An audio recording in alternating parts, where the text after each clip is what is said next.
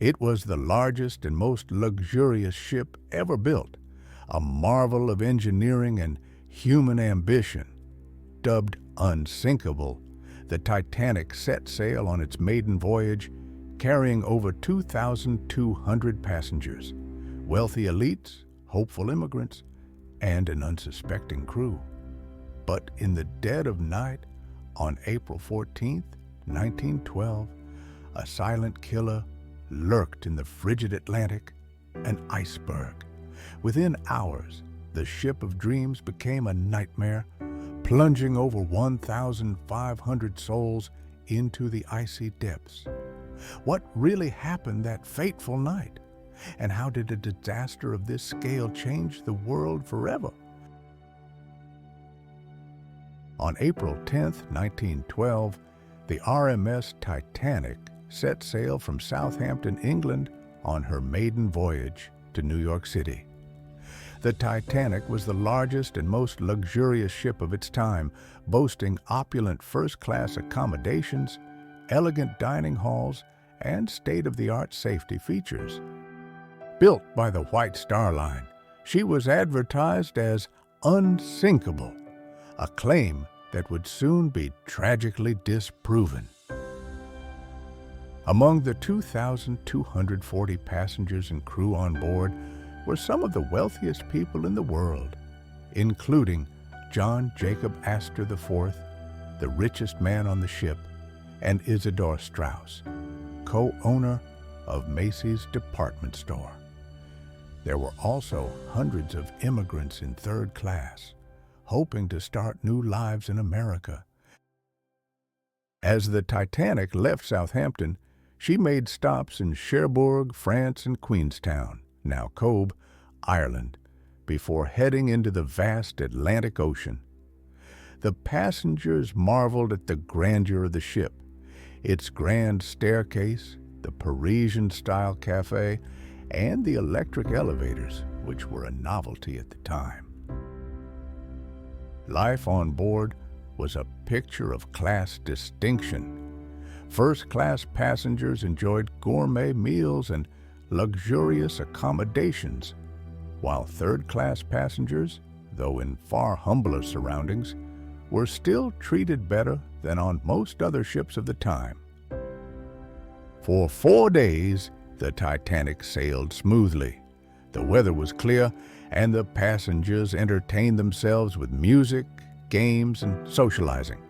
However, behind the scenes, a series of warnings from other ships in the area alerted the crew to the presence of icebergs. These warnings were taken lightly, as the prevailing belief was that icebergs posed little threat to a ship of Titanic size. On the night of April 14, 1912, the Titanic entered a field of icebergs in the North Atlantic. The sea was eerily calm and the sky was clear, but this actually made icebergs harder to spot. At 11:40 p.m., lookout Frederick Fleet saw a massive iceberg directly in the ship's path and rang the warning bell. First Officer William Murdoch ordered the ship to turn hard to port and reverse the engines, but it was too late. The iceberg scraped along the starboard side, puncturing 6 watertight compartments.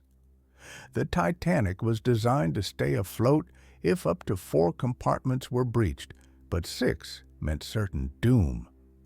The crew quickly realized the gravity of the situation, but many passengers remained unaware, believing the ship was invincible.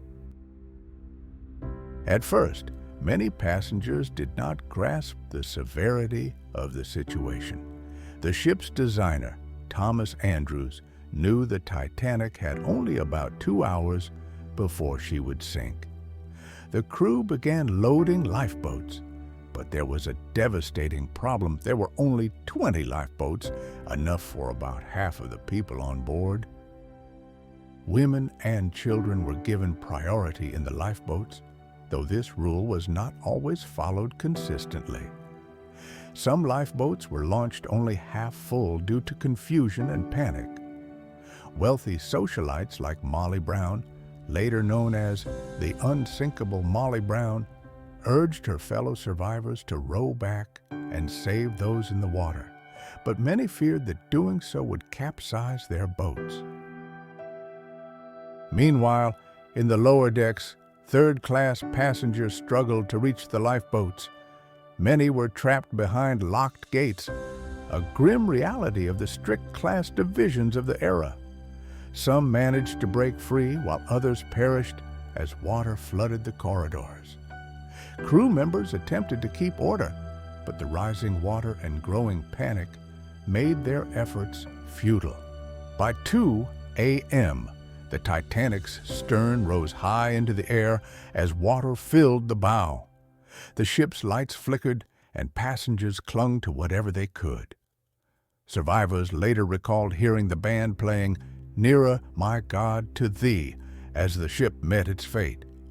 The band members, knowing their end was near, continued playing to calm the terrified passengers. At 2:20 a.m., the Titanic broke in two and disappeared beneath the waves. Over 1,500 people were left in the freezing water, and only a few were pulled into lifeboats. Most succumbed to hypothermia within minutes. The cries of the drowning echoed across the icy sea, fading into silence as the night wore on. The RMS Carpathia, after receiving Titanic's distress calls, raced through the icy waters to help. It arrived at 4 a.m. and rescued over 700 survivors from lifeboats. The survivors, many in shock and suffering from exposure, were taken to New York, where they were met with worldwide sympathy and mourning. Among those lost were John Jacob Astor IV, Thomas Andrews, and Isidore and Ida Strauss, who chose to die together rather than be separated. Captain Edward Smith went down with his ship, a tragic symbol of duty and loss.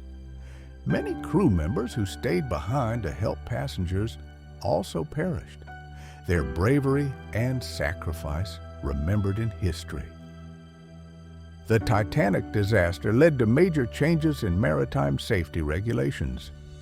Lifeboat requirements were increased, and the International Ice Patrol was established to monitor iceberg activity. Radio communication protocols were also improved to ensure that distress calls would never again be ignored. The tragedy exposed the flaws in maritime laws and forced the industry to rethink its approach to passenger safety. The world was shaken by the loss of life and the realization that human error and arrogance had played a major role in the disaster. Families of victims sought answers, and inquiries were held in both the United States and Britain to investigate what had gone wrong. These hearings brought about critical safety reforms that shaped modern maritime practices. To this day, the Titanic's legacy endures. Museums, documentaries, and expeditions continue to explore its history.